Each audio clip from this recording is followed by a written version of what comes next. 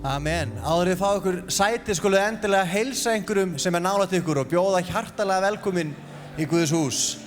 Og endilega heilsa einhverjum sem þú þekkir ekki.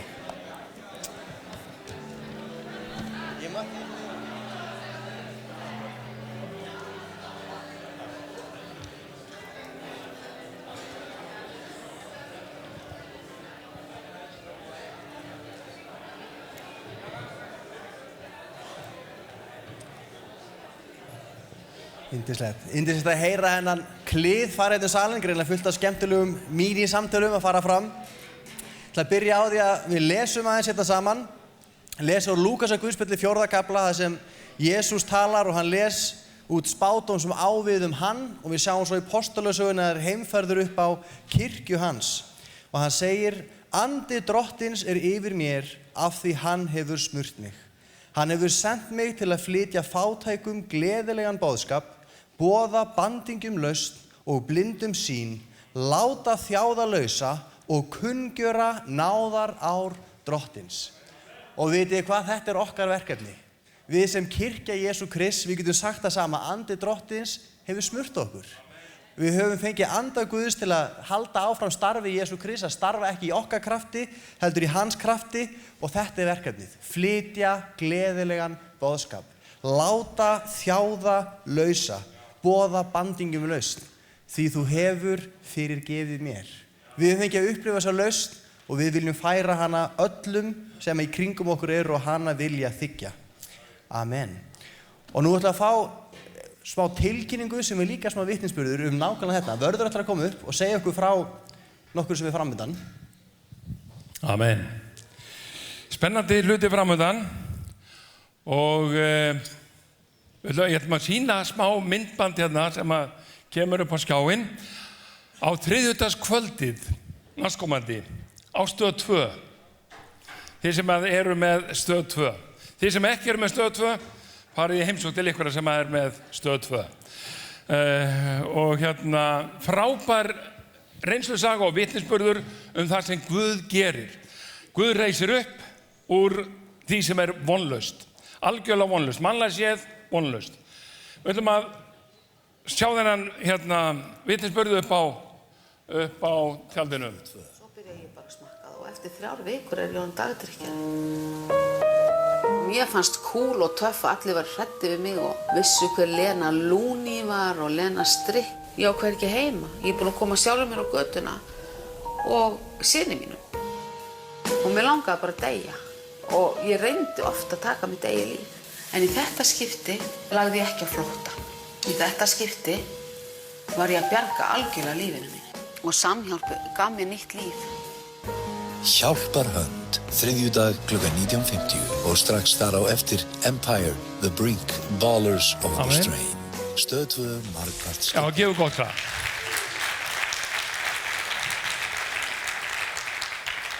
Þannig þessi þáttur verður sýndur í heilsinni 10 mínútur fyrir 8 á þriðjudaginn kemur. Og það var svo erfitt að klippa hann til, það var svo mikið að segja frá að þau fengu ekstra 10 mínútur á Stöð 2 til að sýna. Annars þessi þáttur röð bara í 20 mínútur, þarna verði í hálftíma. Landssöfnun Samhjálpar sem verður á Stöð 2 átti að vera 3. október en vegna þess að RÚV búin að setja á aðra landssöfnun helgina á undan, þá var ekki hægt að bjóða landsmönnum upp á aðra landssöfnun helgina á eftir. Þannig að við flytjum okkar landssöfnun til laugardagskvöldsins 21. nóvember. 21. nóvember, þá verður landssöfnun Samhjálpar á Stöð 2. Í öllum fjölmiðlum 365, bara hálfum mánuð á undan. Kótilettukvöld Samhjálpar tek ég frá daginn 8. október. 8. október, kótilettukvöld Samhjálpar. Og svo vil ég hvetja ykkur til þess að taka blaðið með, það hérna frammi og örugglega niðri, frábærar reynslusögur og vitnisburðir það sem Guð gerir. Amen. Amen. Amen. Takk fyrir þetta. Ég hlakka til að sjá hana þátt. Fara í heimsókn til einhvers. Þið sem með Stöð 2, rétt upp hönd. Þá get ég valið hvert ég fer. Nei, þetta yndislegt. Og það náðist að kötta á hann að fara að auglýsa ekki fullt af einhverju öðru. Allavega, frábært það sem Guð að gera. Hérna fyrir í vikunni að þá var hálfgerð Amish stemning í húsinu þegar við hvernig þeir Amish menn koma og reisa hlöðu. Það var hópur fólk sem kom að skrúfa niður þakið. Ekki það að við búumst við hræðilegum vetri en just in case. Þá ákveða að festa þakið vel og fyrir ykkur sem muni eftir tilkynningu síðast þá kannski finnst ykkur áhugavert að vita að svona rúmlega 20% þeirra sem mættu voru konur. Heyri amen, stelpur. Vel gert. Og stóðu sig eins og hetjur. Og ég fór bara snemma heim. Ég hugsa að ég lít svo illa út ég bara fer. Það var mjög gott. Og bara takk kærlega þeir sem komu. Við ætlum að taka ykkur 3 kvöld í þetta. Hann náðist að skrúfa allt á fyrsta kvöldinu og svo voru svona aðeins færri sem komu og fylltu upp í, það voru einhverja hólur sem þetta laga Þannig að þetta var bara frábært. Gerðum þetta á rúmlega 1 kvöldi í staðinn fyrir 3. Það yndislegt. Þannig að þið sem ætluðu að mæta 3. kvöldið en komuð ekki, að það nóg að gera. Það nóg að gera í kirkjunni. Það nóg að framkvæmdum. Ef þú ert handlaginn, þá nóg að verkefnum fyrir þig. Og barnastarfið, þá sagt frá því síðast að þau ætla að færa sig niður í kjallara og gera þar virkilega færa sig upp á miðhæðina og aðeins að breyta niður í kjallara og gera aðstöðuna þar mjög flotta og þau að fara að setja saman svið núna í vikunni. Þannig að ef þú ert handlaginn og treystir til að hjálpa þeim með að smíða svið, endilega komdu þá að upplýsingaborðinu við rauða vegginn eftir samkomuna. Það bara 1 rauður veggur í húsinu. Það ekki yndislegt. Við rauða vegginn. Og þar ætlar hún Katrín að vera og hún getur gefið nánar upplýsingar. Ef þú ert ekki viss hvort þú getur hjálpað, þá getur sagt þér hvað sem þarf að gera og tekur niður upplýsingar til að hafa samband við hvenær þetta verður og allt það. En að öðru, þá bara haustið að fara í gang, 4. september, þá byrjar unglingafræðslan. Ef þú átt ungling sem fæddur 2002 held ég, verður 14 ára næsta ári, svona fermingar árinu, að þá eru allir unglingar hjartanlega velkomnir sem vilja koma og fá fræðslu 1 sinni í viku og svo endum við veturinn á því að biðja fyrir þeim. Svo bara fylgist þið með, það alltaf að fara af stað, Royal Rangers fer í stað, barnastarfið fer á fullt starf í september og unglingastarfið fór í gang síðasta föstudag og ég get ekki lýst í hvað ég var glaður því ég fekk senda mynd á Facebook af tróðfullum hliðarsal. Það voru krakkar sem sátu inn í stórasal, það var svo mikið af unglingum. Er það ekki æðislegt? Er það ekki bara, það má klappa fyrir því að og það má líka biðja fyrir því. Þetta frábært starf, þetta mikilvægt starf og ég bara verða að segja, ég hef svolítið montinn að því hvað við erum með gott fólk í þessu starfi. Bara ég sé það nokkur ykkur þeir eru frábær, krakkar, bara í alveg talað. Og ég stundum ég hef heyrt það þegar við fundi, ég ekki samt fara að vera feimin að tala á fundum en ég sé alltaf að hlera, en ég sé alltaf labbað framhjá þegar við fundi og ég bara heyri hvernig þau tala, ég heyri hvernig hjartalagið þeir og ég heyri hvað þau eru að gera þetta vel og ég oft bara ég montinn að þeim, ég get alveg sagt ykkur það. Það engin hroki í því, ég ekki montinn að mér, ég montinn af þeim, ég montinn að þessu frábæra fólki. Þannig að það spennandi, unglingastarf og það alltaf á föstudögum klukkan 8. Áður en við sýnum ykkur annað myndband, videokirkja.is, þá ætlum við að biðja saman og við horfum bara á myndbandið þegar fórnin tekin, þannig að meðan baukarnir gangi getið fylgst með fórninni, en áður þá ætlum við að bara leggja stundina áfram haldandi í Guðs hendur og bænarefni sem hafa borist. Við vorum beðin að biðja fyrir manni sem tengist þessari kirkju sem hefur verið að glíma við krabbamein lengi og það hefur verið svona stabílt en var að fá mjög slæma greiningu í síðustu viku. Og svo viljum við enda við biðjum fyrir manni sem í þessum söfnuði og búinn að vera allt sitt líf sem datt illa og handleggsbrotnaði fyrir ekki löngu síðan og á sjúkrahóteli núna. Biðja Guð gefi honum góðan bata.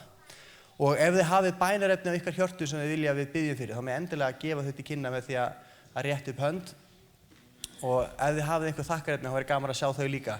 Sjá einmitt, bara Guð alltaf að svara bænum. Þannig að við höldum áfram að biðja. Þannig við skulum bara leggja stundina saman í Guðs hendur. Þið frjálst að biðja upphátt með mér eða bara í hljóði hvernig sem það en þegar við biðjum saman, þá gríðarlegur kraftur sem leysist úr læðingi. Þannig að við skulum koma fram fyrir Guð með þessi bænarefni. Drottinn minn, ég þakka þér fyrir að fá að koma fram fyrir í dag í Jesú nafni. Þakka þér fyrir kraftinn í nafninu Jesús. Þakka þér fyrir lífið í nafninu Jesús. Og þakka þér, Drottinn minn, fyrir að þú hefur sagt okkur það. Þú munir heyra bænir sem beðnar eru í Jesú nafni til að gera nafn hans dýrlegt á jörðinni. Og þannig biðjum við Faðir minn í Jesú nafni fyrir þessu manni sem fékk þessa slæmu greiningu, Drottinn, í vikunni sem leið. Drottinn minn, við þökkum við fyrir að þú hefur allt vald í hendi þér. Þökkum við, Drottinn minn, að það ekkert ómögulegt fyrir þér. Og Drottinn minn, ég bið að þú komir og þú grípir inn í hans kringumstæður, Drottinn minn. Faðir minn, hann fékk slæma greiningu, Drottinn minn, og útlitið svart að mannadómi. Og Drottinn minn, við biðum bara að þú breytir því.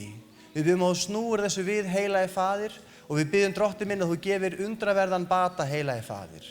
Drottinn minn, viltu vel líka vera með honum, viltu styrkja hann, viltu styrkja fjölskyldans, viltu styrkja hans nánustu, Drottinn minn, viltu umlíkja þau með friði þínum, Drottinn, með nærveru þinni, með krafti þínum, Drottinn minn.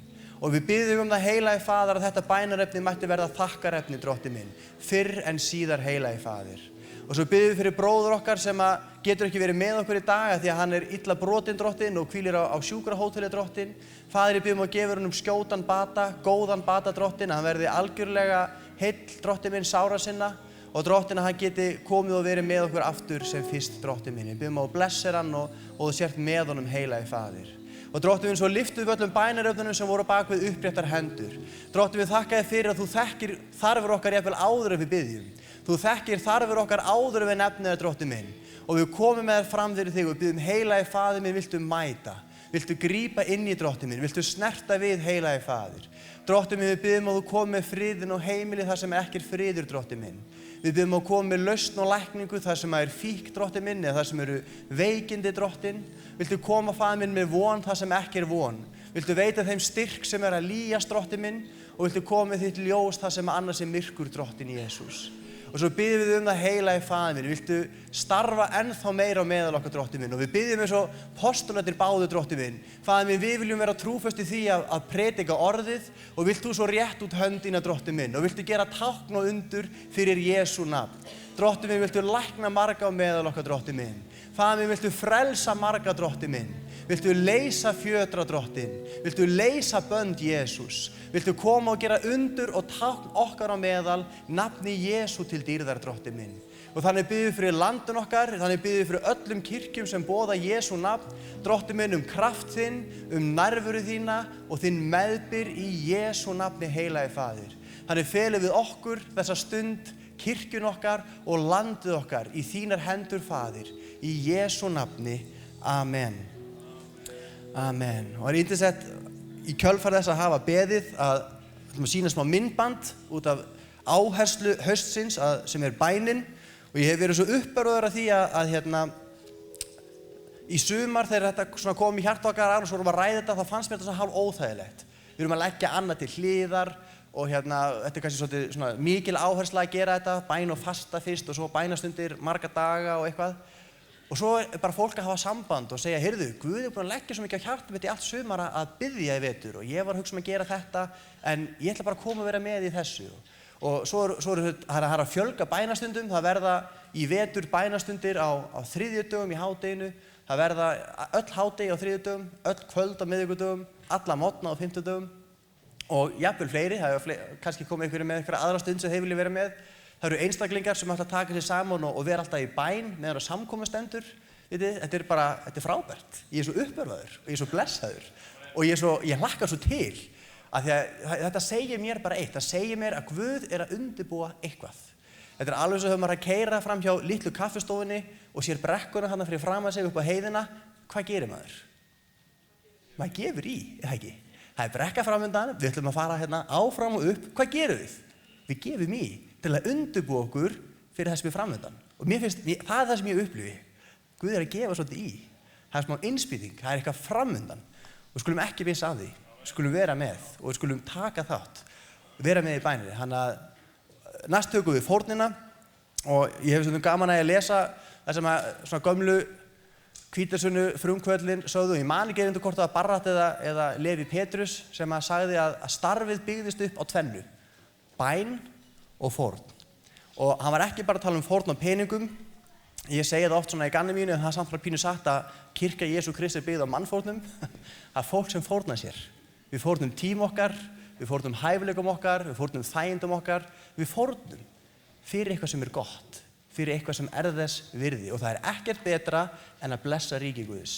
Það er ekkert sem við gerum hér á jörðinni betra en það en að bera út fagnaðarerindum Jesú Krist og gefa það næstu kynslóð. Gefa það þeim sem ekki þekkja.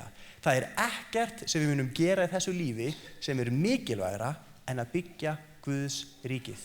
Við gerum það ekki bara með peningum, við gerum það með kröftum okkar, með bænum okkar, með þjónust okkar, en við gerum það líka með gjöfum okkar. Og núna á eftir, þess að nú þegar við tökum fórnina, þá gefst þér tækifæri til að vera með þannig. Ef þú ert gestur fyrir fyrsta skipti, þetta engin skylda, þetta engin kvöð. Biblían meira segir okkur, ef að þið langar ekki, gerðu það ekki, gefðu af glöðu hjarta. Og en ef þú hefur aldrei gert þetta og þið langar til að prófa, þá hvet ég til að vera með. Og bara Guð blessi þig þegar þú gefur. Og ef þú ekki getur gefið, megi Guð þá blessa þig svo þú getur gefið. Amen. Þannig að nú látum við fórnarbökuna ganga og við látum myndbandið rúlla á meðan. Og ef þú ert, góð ábending, ef þú ert ekki með reiðufé, þá posi hérna aftast. Og ef þú ert með snjallsímaðinn og ert með banka-app og ert með reikningsupplýsingar kirkjunnar, getur bara gefið í sætinu. Amen.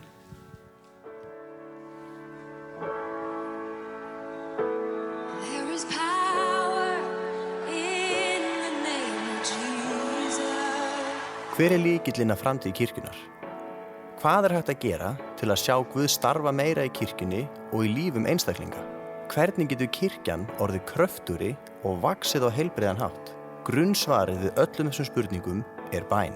Martin Luther sagði, trúarlíf okkar lifir ekki án bænar, frekar en líkamar okkar án súrefnis.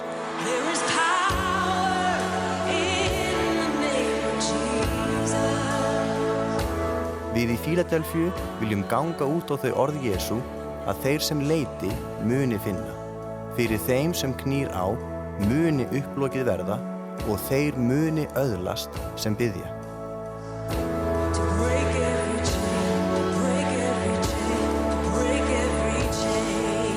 Í haust ætlum við að biðja, knýja á, leita Guðs og treysta því að þegar við biðjum og leitum Guðs þá muni hann svara.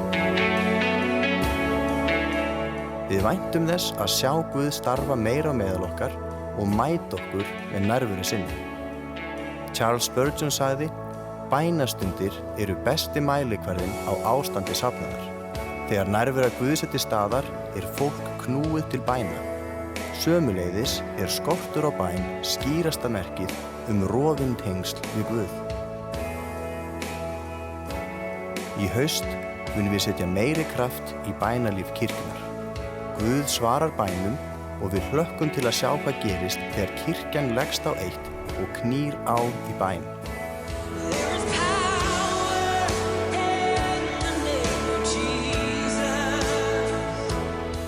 Vilt þú ekki vera með? Við hvetjum þig til að biðja, bæði í einrúmi og með öðrum.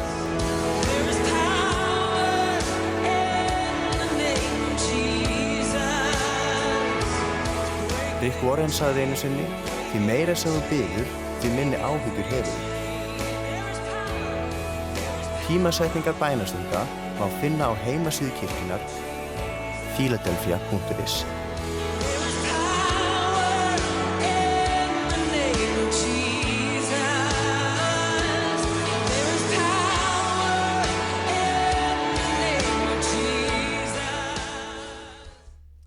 Klappa fyrir þessu. Við höfum öfluga vídeo og deildsér og hljóðmenn sem að búa þetta til og setja saman og bæta bara við is.is hérna fyrir utan, alltaf ekki gert í tölvu. Ég er feginn að búið að festa þakið betur í vetur fyrir stormin sem verður hér innanhús í vetur. Það verður stormur heilags anda og það er eins gott að þakið haldi. Það er dýrt að gera við það fiki, en ég vona að verði svo sannlega hér stormur í vetur innandýra líka, en ekki kannski voða mikið úti eins og í fyrra. Við erum búin að taka fórnina því ég ætlaði að syngja sálm undir fórninni, ég vil ekki sleppa honum því að þetta er einn af mínum uppáhalds. Við syngjum saman, við verum að halda sálmahefðin líka við hér í kirkjunum, við höfum ekki alveg gleyma sálmónum. Þegar ég aðmennur því, það er einhverjir hérna sem hrifnir af því. Við erum að syngja gamla sálm sem heitir Herra Jesús, hve indælt er mér. Við skulum syngja þetta saman.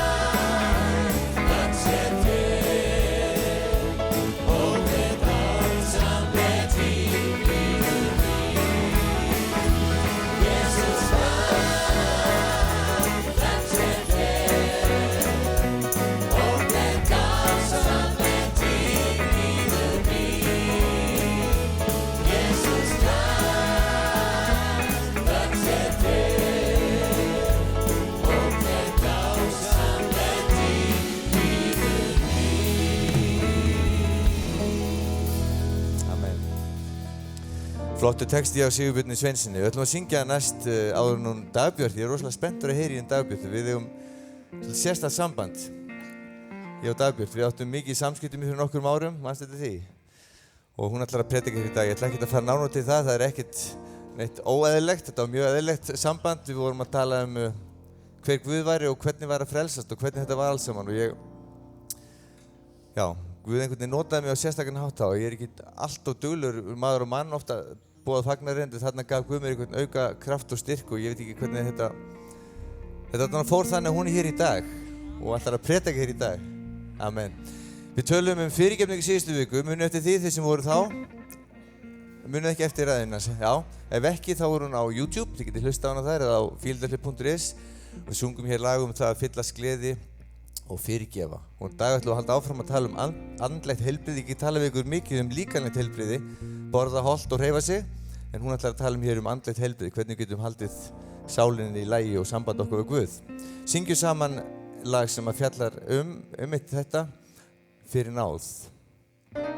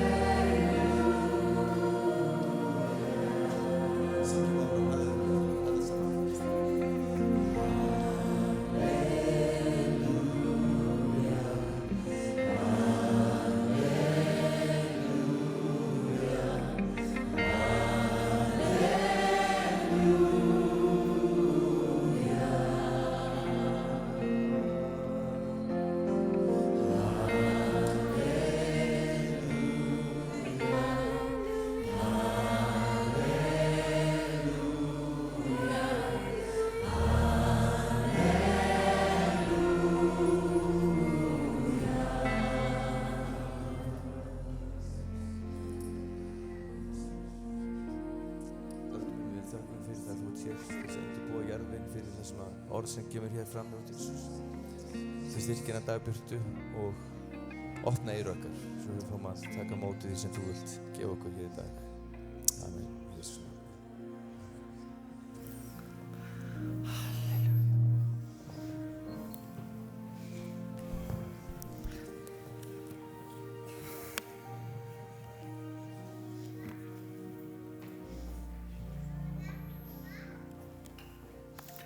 Amen. Heyrist í græjunni. Ég var að grínast með á Selfossi daginn. Mér finnst ég alltaf svo fréttakona heima svona. Þetta er svona eitthvað, ég frétt með þetta helst. Gamall draumur kannski, ég veit það ekki. En gaman að vera með ykkur í dag. Ég er sennilega jafn hissa á þið að standa hér í dag. Ég veist ekki það. Ég hef ekki trúið því hérna árið að ég fengi að standa hér og tala til ykkar það sem Guð hefur talað til mín. En það er mér heiður og ég er spennt. Og það var svo sniðugt þegar Aron hringir í mig. Hann er sko líka pastorinn minn. Þó hann sé líka pastorinn ykkar. Þá hringir hann í mig og segir, Dagbjört, hérna ég er með tilboð sem að þú getur ekki hafnað. Þetta er tilboð aldarinnar. Og hvað datt mér í hug? Hamborgaratilboðið á Bubba. Það var tilboð aldarinnar á kvótmóti, ekki satt? Það var flott hjá Bubbi, það var gott tilboð. En það var ekki það sem hann bauð mér. Hann bauð mér að koma hingað í dag og deila með ykkur því sem hann veit að Guð hefur lagt á hjarta mitt. Og hann veit að ég hef verið að fara gegnum sjálf. Og það er ekki þannig að ég sé fullnuma. Ég er þarna. Ég er á þessari leið til andlegs heilbrigðis. Og þessi leið, hún er stundum erfið. En áfangastæðurinn er alltaf góður. Ef maður leggur af stað og gefur Guði tækifæri. Til hluta seríunni græðaran, andlegt heilbrigði. Og mér langar svolítið að taka út frá versi sem ég held mikið upp á. Og ég veit að það er leyndardómur í. Biblían er full af leyndardómum. Og þessi leyndardómur er sá að Guð hefur gefið okkur hvort annað. Hann hefur gefið okkur kirkju, hann hefur gefið okkur samfélag og okkur var aldrei ætlað að ganga ein. Okkur var aldrei ætlað að standa ein. Hann hefur gefið okkur anda sinn, hann hefur gefið okkur Jesú og hann hefur gefið okkur hvort annað. Og það er það sem við nýtum okkur ekki alltaf. Og það segir í Jakobsbréfi 5:16 Játi því hver fyrir öðrum syndir yðar og biðji hver fyrir öðrum til þess að þér verðið heilbrigðir. Ég trúi því að þetta skiptir svo miklu máli. Og þetta er í rauninni svona bara liggur þungt á hjarta mínu fyrir kirkju Guðs í dag. Að við séum andlega heilbrigt fólk. Því ég veit og ég trúi því að ef við erum í lagi, að þá erum við engin hindrun fyrir það sem andi Guðs vil gera. Ef við erum í lagi, að þá getum við gert allt það sem Guð ætlar okkur. Getum meira þess að gert á hluti sem við höldum við getum ekki gert. Eins og að standa hér í dag. Ef við gefum Guði tækifæri þess að taka hindranir úr líf okkar, að þá er hann trúr og hann er réttlátur og leggur af stað. Andlegt heilbrigði. Ég er sko líka kennari, þannig að ég elska svolítið svona kryfja og brjóta niður. Hvað er það? Ég held að við séum öll sammála það. Heilbrigði er eitthvað svona svolítið aðlaðandi. Við viljum vera andleg heilbrigð, ekki? Við viljum vera líkaleg heilbrigð. Ef við mættum velja, þá myndum við velja það á matselnum. Heilbrigði takk. Allavega fyrir mína part og ég trúi fyrir okkur öll. Andlegt heilbrigði hefur stundum verið skilgreint sem svo. Heilbrigð hugsun og ákvarðanir byggðar á sannleika. Það segir í orði Guðs, ég hef enga meiri gleði en þá að heyra að börnin mín lifi í sannleika. Og hver eru börnin mín? Það er ég og það er þú. Og ef að til eitt andlegt heilbrigði, þá hlýtur að vera til hin hliðin á peningnum sem er andlegt óheilbrigði. Það hefur verið skilgreint sem svo að gera sömu hlutina aftur og jafnvel aftur og vænta jafnvel mismunandi niðurstöðu í hvert skipti. Ég hef verið þar og það er glíma mín oft í dag að ætla að græja hlutina sjálf, ætla að halda ég sé með þetta, ég gerir sömu mistökin aftur og aftur. En ef ég hleypi Guðinni, inn í aðstæðurnar, hlusta á það sem orð hans hefur að segja mér. Ef að við þekkjum þessa hér, ef að þessi yndislega bók riti á hjört okkar, við vitum hvar þar stendur, þá erum við bara í góðum málum, þá erum við með alvæpni, ekki satt. Þá getum við tekið þessar hugsanir, getum við tekið þessar glímur okkar, bara ávopnaðir. Tekið upp sverðið og hvað? Glætan, ég veit betur. En við lifum í föllnum heimi, þannig það. Það ekki allt gott í heiminum okkar, því miður. Það í paradís, bíðum bara. En hér erum við og við verðum að lifa með því.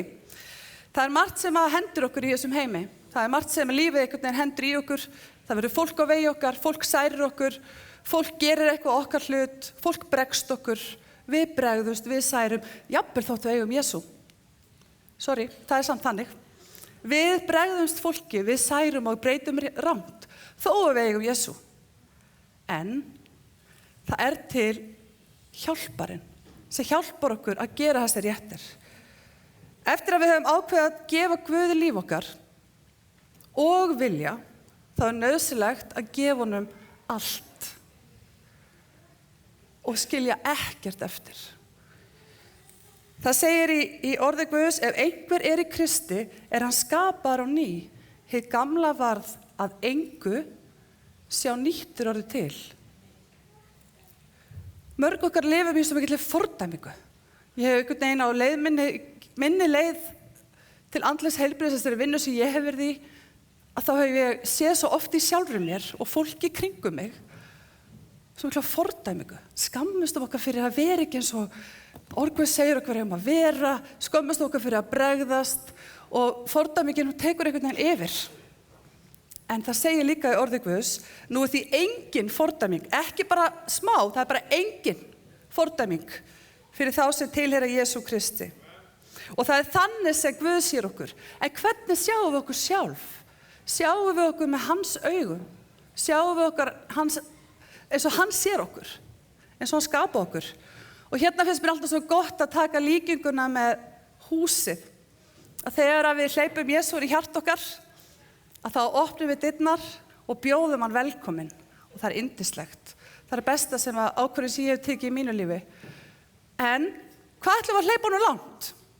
Ef við segjum svo, ég ætla að teikna fyrir ykkur smá svona mynd, að hjart okkar sé hús.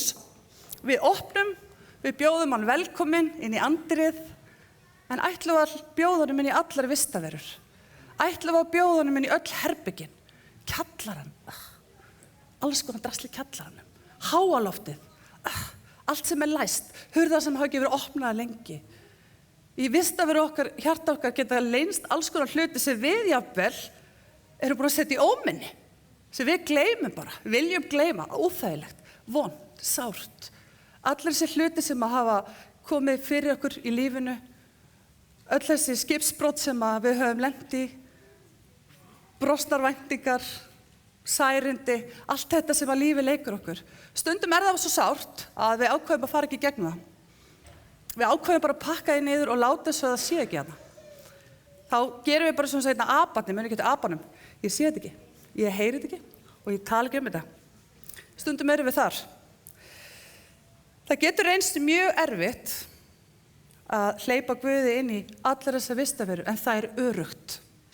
Ég ætla ekki að lofa ykkur því að það sé létt, en það 100% öruggt.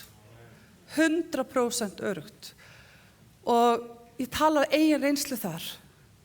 Að velja það og treysta Guði, það öruggt.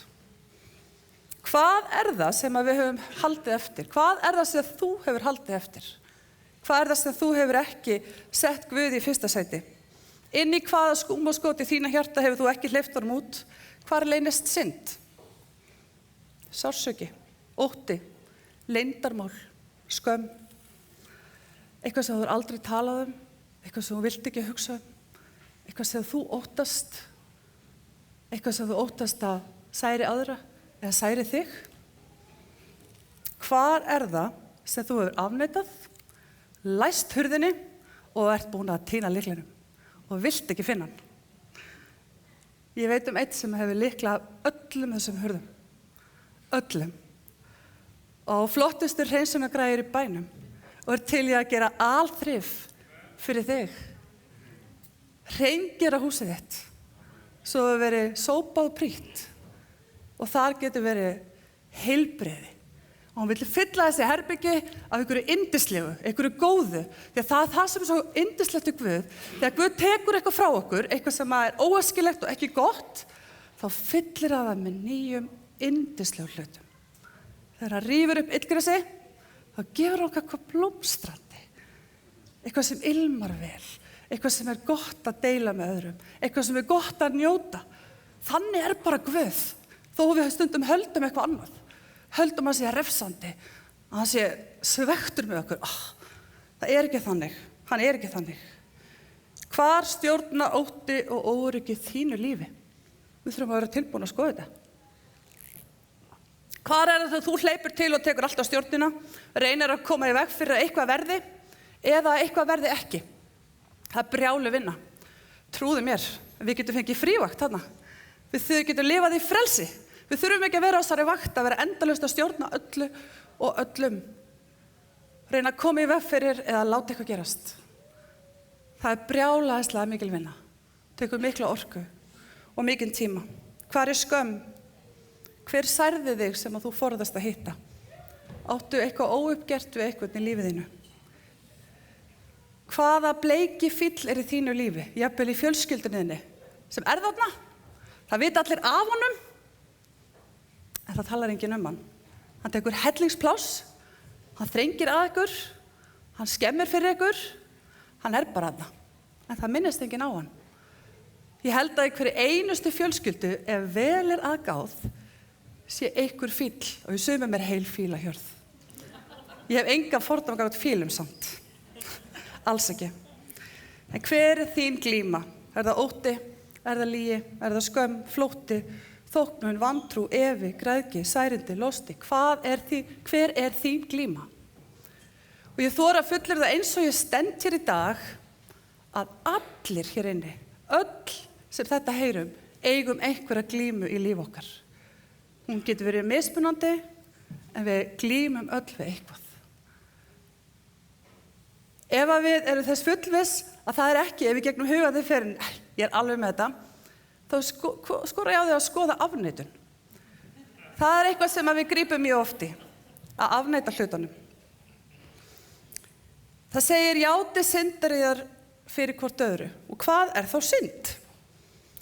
Helgi talaði daginn um syndina, þar sem að myndist á þetta var svo gott. Þetta, að við höfum oft þess að mynd af synd, að það verða að vera einhver ákveðnir gjörðir. Þú veist, að drepa, stela, myrða, allt þetta stóra sem er vissulega synd. Ég ætla ekki að fara neitt í grafgötu með það. En synd getur líka verið ástand. Getur líka verið þegar að við erum í einhverju ástandi sem er þessi valdandi að við gerum ekki það sem Guð ætlar okkur. Þegar eitthvað annað en Guð stjórnar líf okkar. Ótti til dæmis. Vanmáttur. Reiði, allt þetta sé búin að vera að telja upp.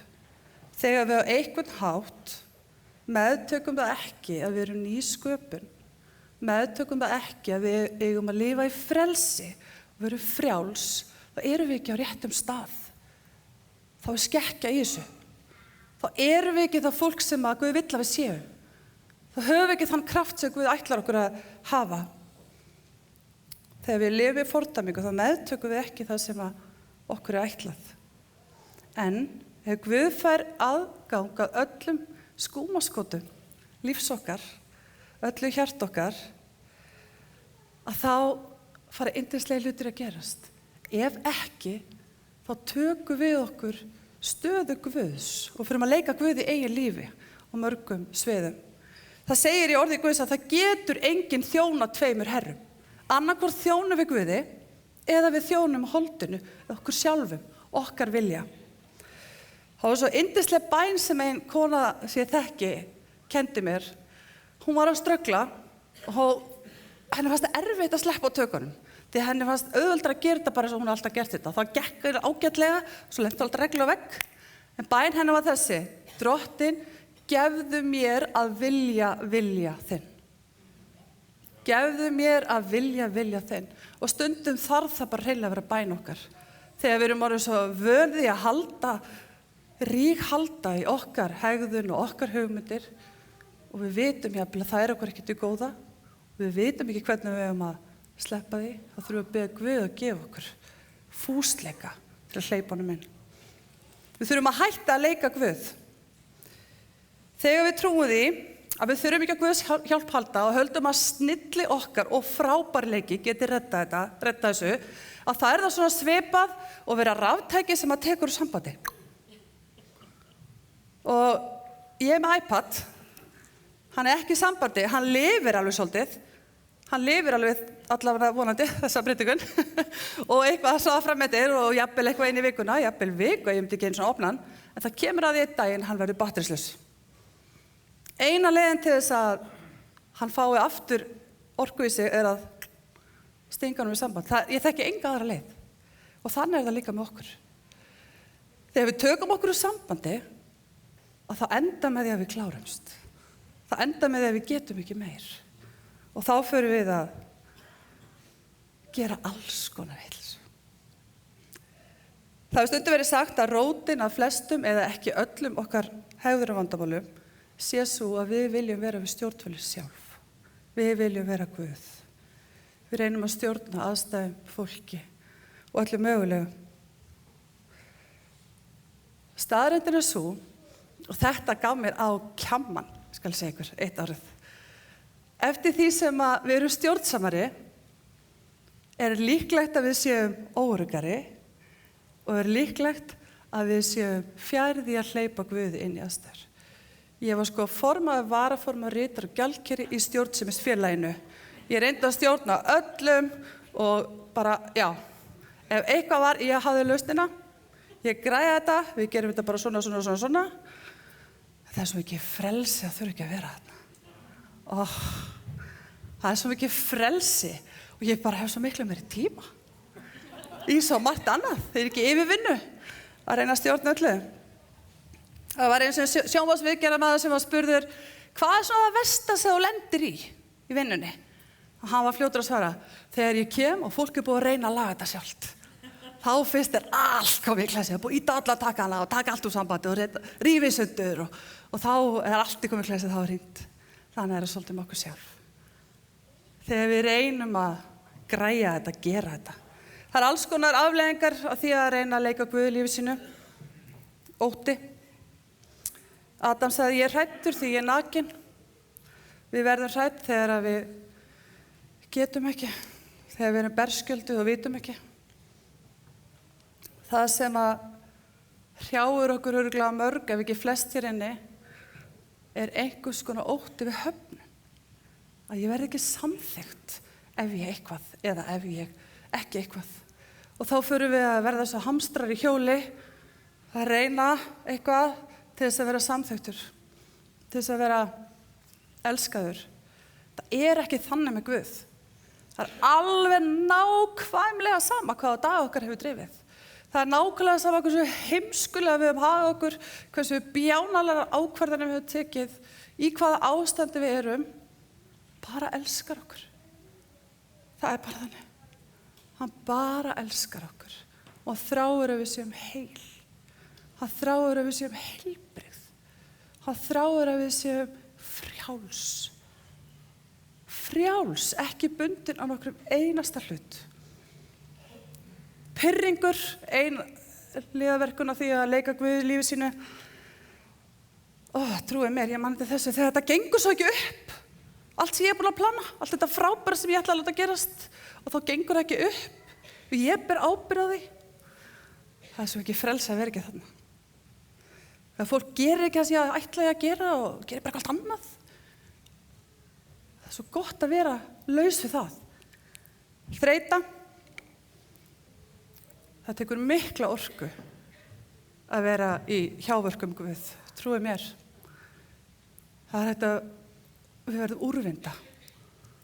Og Davíð konungur, ég held svo upp á Davíð konung, hann var breyskur maður, hann átti sína glímur, hann gerði alls konar vitleysu Hann elskaði Guð og hann var maður eftir hjarta Guðs. Hann þekkti sig Guð þó hann var algjörlega komið með þetta í algjöra vitleysu. Þá fór hann aftur, alltaf aftur, framfyrir Guð. Hann lýsir þessu þetta með þreytuna og örmögnunina. Hann segir okkur að hann hafi verið úrvinda. Hann segir að styrkur hans hafi verið þorrinn líkt á vatn á heitum degi og loksins hafi hann fengið hvíld þegar hann hætti að fela syndir sínar fyrir Guði. Þetta svo marga flóttaleiðir til þess að flýja úr syndum sínum. Við þekkjum þessar helstu sem oft svo talað já, ég ekki þannig. Það alkoholismi sem við flýja í áfengi og vímuefni. Þetta svo margt annað. Við eigum örugglega öll einhverja útgönguleið sem við smegjum okkur. Það getur verið svo margt. Það meira þess að þetta flýja sjálfa sig með því að þjóna alveg botnlaust í kirkjunni sinni. Vissuð þið það? Það að vera svo prúvaldrifin, það að vera svo drifin af samþykki manna að við förum að þjóna til þess að allir hrósa okkur. Frábært, svo dugleg og æðislegt hjá þér og fá samþykki fyrir elskuð. Það þannig að því ég verið þar. Við þurfum ekki að vera þannig. Við þurfum ekki að streða. Staðreyndin er sú að okkur mun alltaf mistakast að leika Guð. Því að við erum ekki Guð og við verðum aldrei Guð. Sama hvað við reynum. Ok, játum syndir. Ef það hægt að játa, þá líka hægt að neita. Og það þetta með afneitunina. Ég heyrði svolítið góðan brandara sem að mér fannst bara einhvern veginn, passa svolítið inn í þetta, að það var einu sinni vöruflutningamaður sem að sáum að flytja fugla í gæludýraverslanir. Og hann stoppaður af lögreglunni af því að lögreglan hafi veitt í athygli að þegar hann var að keyra þá stoppaði hann alltaf reglulega, fór út úr bílnum og barði kassan aftur á bílnum. Hélt svo áfram, stoppaði og barði aftur. Þetta var svona skrítin hegður og löggaverkinn alveg bara já. Stoppar hann og spyr, heyrðu, fyrirgefðu hvað leiðir þú vinnur og hann fyrir að útskýra það. Hvernig stendur á þú hagaðir svona? Hver alltaf að lemja bílinn utan eitthvað bilaður? Nei, sjáðu til, ég má bara flytja ákveðið magn af fuglum. Svo bíllinn verður ekki á þungur. Ég með allt of marga fugla, þannig að ég lem alltaf svo einhverju sé í loftinu. Ok. Þetta ógeðslega fyndið, en svona erum við stundum. Við erum að reyna einhvern veginn að láta þetta, já, ganga. Láta eins og eitthvað, já, létta okkur með því að hafa þetta einhvern veginn. En hvers vegna ættum við þá að vera að játa syndir okkar? Það segir játi því hvert fyrir öðru syndir yður og biðji hvert fyrir öðru til þess að þér verðið heilbrigðir. Lykilorðið hér lækning. Það segir ekki játi svo þið fáið fyrirgefna syndir. Það löngu búið að fyrirgefa okkur syndir okkar. Það alveg klárt. Syndir okkar eru fyrirgefnar. En Guð vill lækna okkur. Hann veit að hjart okkar leynist ýmislegt. Sársauki, vonbrigði, fíkn, glíma, einhvers konar bönd. Hann vill að við fáum lækningu inn í það. Fyrsta skrefið að horfast í augu við að við erum ekki Guð, verðum það aldrei, hætta að afneita, viðurkenna það fyrir okkur sjálfum. Og það segir í þessu versi fyrir einhverjum öðrum og hleypa Guðinn. Þegar við loksins veljum það að virkja líf okkar með krafti Guðs en ekki okkar eigin takmarkaða krafti, snilli og frábærleika, að þá augnumst við þetta raunverulega frelsi og þennan raunverulega styrk sem Orguðs talar og við þráum öll. Það í veru okkar að þráða, að vera í hreinu og heilu samband við Guð. Til þess erum við sköpuð. Það bara upplagið. Það bara grunnurinn okkar. Þannig erum við. Það fyrst þá sem Guð getur byrjað að vinna í okkur. Og góðu fréttirnar eru þær, það stendur aldrei á honum. Það stendur aldrei á honum. Guð sem vill herramaður, ef þú segir, gjörðu svo vel, þú ert velkominn, þá mætir hann og hann byrjar að vinna. Ég hef stundum átt þessa umræðu, hvað það með hvort annað? Ég meina, þú veist, ég búin að segja Guð þetta. Þetta allt undir blóðinu. Ég þarf ekkert að gera með þetta. Þetta bara undir blóðinu Og ég bara búin að segja Guð þetta og við erum bara í góðum málum með þetta. Við erum alveg að syngja hérna. Ok? En hver það ávöxturinn í lífinu? Af hverju þá glíma? Af hverju ótti? Af hverju skömm? Af hverju eitthvað sem hindrar þig í að stíga fram? Það stæði ekki í orði Guðs að við ættum að játa syndir okkar hvort fyrir öðru ef við ættum ekki að gera það. Og það einmitt fyrir blóð Jesú Krist sem við höfum verkfærin, sem við höfum möguleikan á að fá þetta hreingerningu í líf okkar. Það undir blóðinu, satt og rétt, svo sannarlega. Við förum ekki grafgötu með það, en við þurfum að hleypa Guði inn og við þurfum að leyfa honum að vinna. Við þurfum að vera tilbúin að fara af stað í það að verða heil, í það að verða hrein. Við þurfum á hvort öðru að halda. Það segir í predikaranum, betri eru 2 en 1, því að þeir hafa betri laun fyrir strit sitt. Falli annar þeirra getur hinn reist félaga sinn á fætur, en vei einstæðingnum sem fellur og enginn til að reisa á fætur. Ef 2 sofa saman þeim heitt, en hvernig getur þeim hittnað sem 1? Ef einhver ræðst á þann sem 1, munu 2 geta staðist hann og 3-faldan þráð torvelt að slíta. Við þurfum öll á hvort öðru að halda. Við þurfum öll á hvort öðru að halda. Okkur var aldrei ætlað að ganga ein. Það hefði Guð ekki sett kirkju. Það hefði Guð ekki gefið okkur samfélag. Það hefði hann ekkert verið að vesenast að tala þetta. Að við verðum að játa syndir okkar. Hvort fyrir öðru. Við erum sköpuð til samfélags við Guð og við erum sköpuð til samfélags við hvort annað. Spurningin svo, ætlum við að leyfa kirkjun okkar að virka? Ég fór í gegnum mikla þrengingar í mínu lífi fyrir nokkrum árum síðan. Hjarta mitt á krami og ég var í ótrúlega erfiðum stað. Það var fyrir áfalli og svona, já, hlutirnir voru ekki eins og ég best var á kosið. Og þá spurði ég Guð með þessar spurningar. Já, þetta er burt. Ætlar þú að leyfa kirkjunni þinn að virka í þessum kringumstæðum? Eða ætlar þú að draga þig í skel, fara í afnetum, láta svo ekkert sé, eða ætlar að leyfa fólkinu sem ég sett í kringu þig að standa með þér? Mér langaði að taka til fótana. Mér langaði ekki að neitt myndi sjá hvernig mér leið, mér langaði ekki að neitt myndi vita hvernig ég var búin að einhvern veginn bregðast astnalega við og það var skömm í mér og ég var óttaslegin og ég var svona, en ég valdi að nota það fólk sem Guð hefði sett í kringum mig til þess að standa með mér. Og Guð notaði það fólk á yndislegan hátt. Hann gaf vinkonu minni draum sem gaf mér staðfestingu. Hann kom með orðin í líf mitt í gegnum fólk sem var í kringum mig. Hann setti fólk í kringum sem gat trúa fyrir mig, gat peppa mig áfram og okkur hjónin og það var sigur í kringumstæðum. Það var yndislegt, en það var ekki auðvelt. Og ég lofaði ekki að verða alltaf auðvelt og það er enginn sem segir það. En það er gott og það er nauðsynlegt. Það segir í Orðskviðunum líka, sá sem dylur yfirsjónir sínar verður ekki lángefinn. Sá sem játa þær og lætur á þeim, mun miskunn hljóta. Játa þær og lætur af þeim. Það er Guð sem getur gefið okkur styrkin í báðu tilfellum. Að játa þær og hjálpa okkur að láta af þeim. Það er svo mikill leyndardómur í því að játa. Og ég hef fengið að upplifa svo oft og það þurfi ekki að vera einhver stór mál, eitthvað risastórt, bara litlu atriðin. Maður hefur verið að venja sig á að gera það lífstíl sínum, að játa fyrir sjálfu sér og einhverju sem að treystir glímuna sína.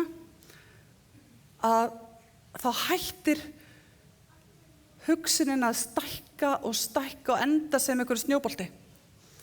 Ég veit ekki hvort að þið kannast við það, ég er kannski bara einum það að fara að stað með einhverju hugsun og svo fyrir ég ímynda mér, bara þá veistu svo bara, þá segir hann örugglega, þá segir ég bara og þá gerist þetta og þá bara, og svo er ég komin í einhvern algjöran hnút og búin að ákveða kannski heilt samtal og æfa svörin og ég veit ekki hvað og hvað.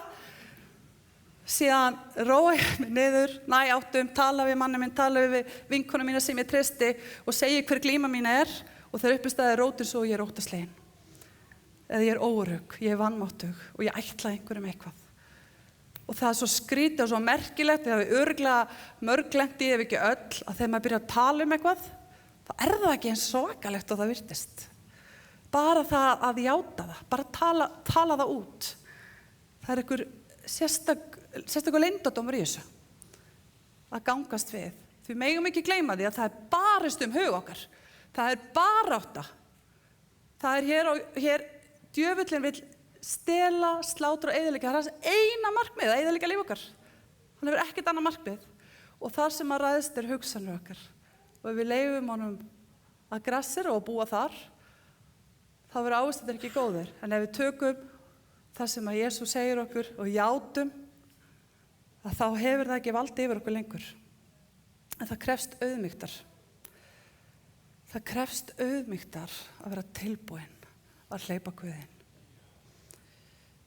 Það krefst auðmýktar að leyfa Guði að koma og bæta okkur upp allar þær blessanir sem hafa verið rænt frá okkur. Og á einhverju tímapunkti á minni göngu var ég svona, hverju fattaði þetta ekki fyrr? Allt sem framhjá mér hefur farið, öll tækifæri sem ég mist. Það ekki þannig, því hann bætir okkur upp árin. Hann bætir okkur upp árin og hann gefur okkur allt það sem við þurfum. Og það sem svo yndislegt við Guð, hann sérfræðingur, hann fann alveg pottet upp endurvinnsluna, hann tekur rusl og drasl og alls konar, eitthvað ljótt og leiðilegt og býr til nýtt úr því. Hann tekur reynslun okkar sem var sár og hélt okkur niðri og jafnvel tærði okkur einan. Hann læknar okkur og hann notar þessa reynslu sér til dýrðar, til blessunar og til hjálpar fyrir aðra. Ef við erum tilbúin að deila því sem Guð hefur gert fyrir okkur, þá erum við boðberar vonar. Og það krefst hugrekkis að vera tilbúin að játa að við erum ekki fullkomin. Það krefst hugrekkis en Guð getur gefið okkur það. Og nú bið ég engan að misskilja mig. Ég ekki að tala að við þurfum að standa hér upp á hverju sunnundi og segja öllum hvað við glíma okkar og hvað við gerðum, alls ekki, eða ganga mann á milli. Það ekki þannig. Biðja Guð að sýna okkur. Guð hefur sett fólk í kringum okkur. Hver þinn? Hver þinn trúnaðarvinur eða trúnaðarvinkona sem að elskar þig eins og þú ert? Sama stað og þú dæmir þig ekki, tilbúin að standa með þér, biðja með þér. Það alls ekki þannig að við höfum að hrópa misgjörðir okkar, alls ekki. Og játningin, hún losar sársauka. Það stundum sagt að við erum eins veik og vandamálin okkar eru mörg. Þegar við byrjum að deila okkar dýpstu leyndarmálin, þá byrjar að losna um sársauka og skömmina og heilbrigt sjálfsmat byrjar að byggjast upp. Við verðum grundvölluð á Jesú en ekki sársaukunum okkar eða heiminum. En sársaukin, hann óumflýjanlegur. Við munum alltaf, meðan við erum hér, lenda í sársauka. Fólk mun alltaf bregðast okkur. Við munum alltaf misti okkur. Lífið mun alltaf henda í okkur alls konar einhverju sem við okkur langar ekkert í. Það óumflýjanlegt.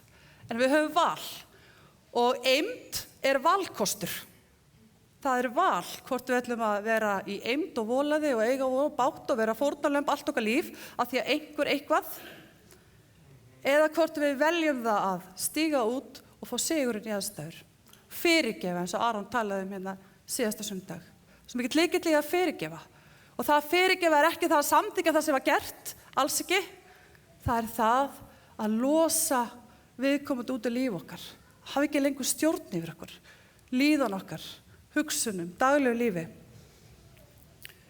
Davíð vinur minn, sem ég sagði ykkur frá þann, þessi yndislegi maður eftir hjarta Guðs sem að glímdi við allt sitt, alveg svo ég og þú, hann segir í sálmunum, á meðan ég þagði tærðust bein mín, allan daginn kveinaði ég, því að dag og nótt lá hönd þín þungt á mér og lífsvökvi minn þvar sem í sumarbreskju.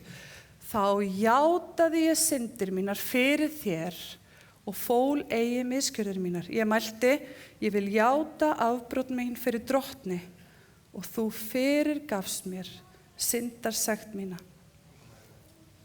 Þannig höfum við kannski mörg upplifað okkur að leyndarmálin okkar og sársaukinn okkar að buga okkur.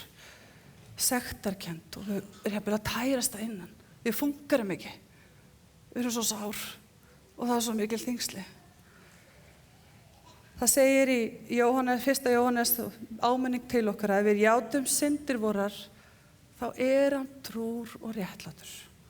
Svo hann fyrirgefur oss syndirnar og hreinsar oss af öllu ranglæti. Eitt sterkasta vopn, það barist hug okkar, eins og ég sagði áðan, eitt sterkasta vopni sem haft gegn okkur ótti, lygi, skömm. Ótti getur lamað okkur. Ótti sem fangelsi fyrir okkur, en trúin leysir okkur. Óttin hann getur lamað okkur, en trúin getur styrkt okkur. Óttin gefur okkur ekkert nema vonleysi, en trúin gefur okkur von og hvetur okkur. Óttin hann sýkir okkur, en trúin hún læknar. Það segir líka í orði Guðs, óttin ekki elskunni, fullkomin elska rekur út óttan. Því að óttin felur í sér hegningu, en sá sem óttast ekki fullkomin í elskunni. Þetta ótrúlega mögnuð orð. Sá sem óttast ekki fullkomin í elskunni. Ég óttast oft. Það alveg mín glíma. En ég þarf að vera vakandi. Ég þarf að viðurkenna það. Og ég þarf að velja það. Að biðja Guð að hjálpa mér.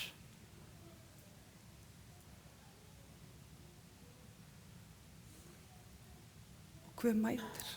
Hann vill hjálpa þér. Og hann vill hjálpa mér.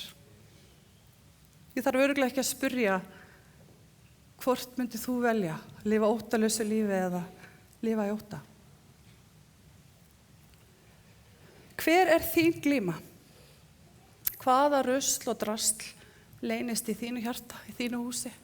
Hvaða hurðar eru lokaðar og læstar? Hvað það sem að Guð þarf að fá að komast inn í? Ótti í lífið þínu eða skömm, fordæming, vanmáttur, reiði, bitur, hatur, ófyrirgefning, græðgi, eigingirni, öfund, svo framvegis og framvegis. Í þínum huga jafnvel engin leið út, þetta hefur bara alltaf verið svona. Ég veit ekki hvernig þetta bara ég bara svona. Það ekki satt, það lygi. En það satt að við höfum ekki ráð, því að við erum ekki Guð. En það segir í orði Guðs, fyrir mönnum engin ráð til þessa, en Guð megnar allt. Hann megnar ekki bara sumt, hann megnar allt. Og líka það sem í þínu lífi. Hann megnar það og hann vill. Drottinn, hann góður og hann bara góður. Hann athvarf á degi neyðarinnar og hann þekkir þá sem treysta honum. Hann bjóði til. Hann skapaði þig. Hann þekkir glímuna þína. Hann þekkir gjafirna þínar sem hann lagt í lífið þitt. Hann veit hvað hann vill með þig. Þegar ég var að undirbúa mig, var að leita Guðs og var í bæn og var að biðja Guð að ég mætti virkilega vera farvegur hans og gaf Guð mér sýn. Og það segir í orði Guðs að frá okkur muni flæða lækir lifandi vatns. Heilagur andi býr innra með okkur. Hann okkur gefinn. Og Guð sýndi mér eins og árfarveg og læki sem að fóru áfram. En það voru hindranir. Í sumum þessum lækjum voru litlir steinar.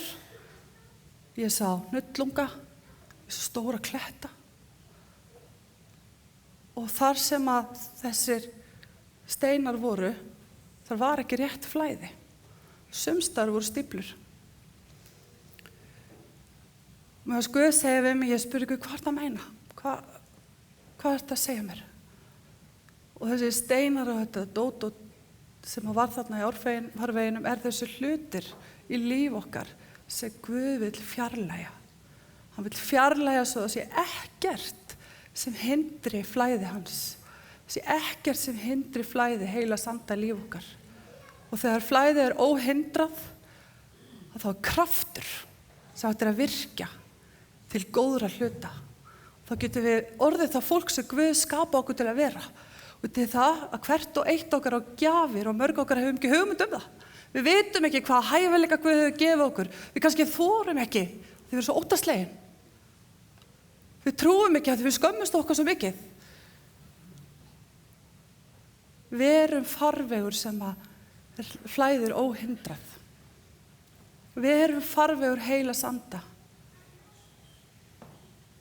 Og maður Guð segja mér þegar ég var að biðja að þetta er ég líka í kirkju hans hér í dag. Og þá meina ég að kristið fólk hefur líka sært kristið fólk. Og þar erum við ofta að basla. Kristið fólk er bara fólk og við höfum sært hvort annað. Við þurfum að vera tilbúin að fyrirgefa. Drottinn minn, ég lofa þig. Heilagur andi, vertu velkomin. Vertu velkomin að sýna okkur hvað er í hjarta okkar, Drottinn. Vertu velkomin að benda okkur á hvað er það sem þú vilt komast inn í og hreinsa í líf okkar. Hvar er það sem þú vilt gera okkur heil? Ég lofa þér, Drottinn minn, fyrir að þú ert trúr og þú ert réttlátur og þú ert góður Guð. Við skora á okkur öll og við okkar að senda okkur með þetta. Er eitthvað í mínum árfarvegi sem hindrar flæði heilags anda? Er eitthvað sem kemur í veg fyrir að ég er sá sem Guð skapaði mig til að vera? Það truflar samfélagið mitt við Guð.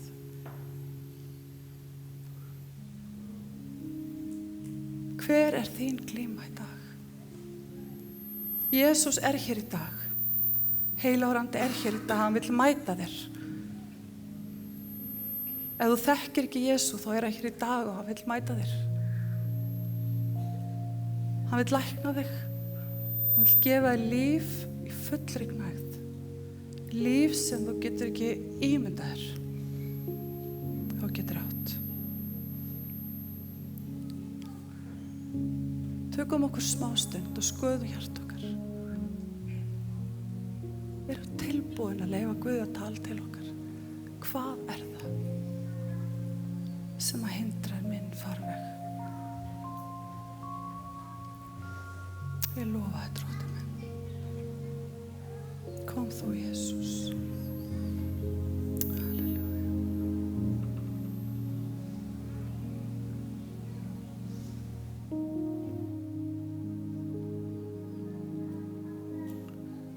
Ertu tilbúin að leyfa kirkjunni þinn að virka í dag? Ertu tilbúin að leyfa fólkinu í kirkjunni þinn að standa með þér og biðja með þér? Leyfa Guð að mæta þér. Ef Guð hefur sýnt þér einhverja hluti í þínu lífi, þá kemur að bjóða þér að fá fyrirbæn. Það er fyrirbæn hérna í hliðarsalnum. þar sem að við getum staðið með þér og beðið. Ef þú ekki þekkir Jesú, vil ég bjóða þér að koma líka. Hann er hér, vill mæta þér og fylla lífið þitt af yndislegum hlutum. Hreinsa til, gefa þér nýtt, yndislegt hjarta, hreint og heilt. Guð bless ykkur.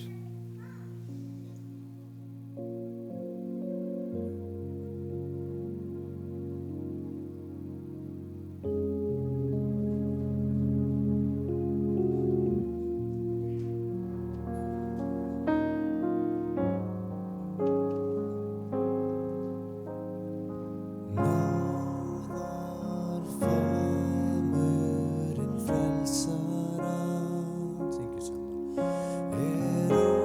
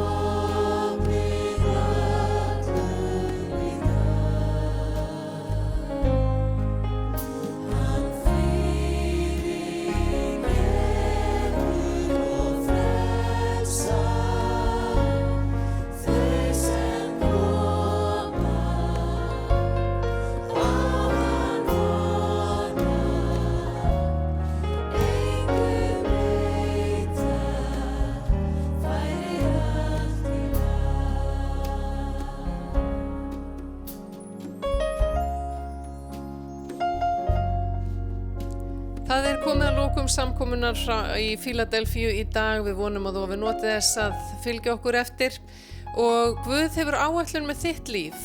Þegar við eignumst trú í fyrsta skipti, þá komum við bara til Jesú eins og við erum, en hann vill gera meira. Hann vill ekki að við förum að klippa illgresið til í líf okkar og snirta það. Hann vill að það sé hreinsað burt með rótum. Og ef það bjarg á veginum þínum, þá vill hann ekki að þú farir að mála það eða þurrka af því. Bjargið þarf að víkja og það það sem Jesús vill gera fyrir þig í dag.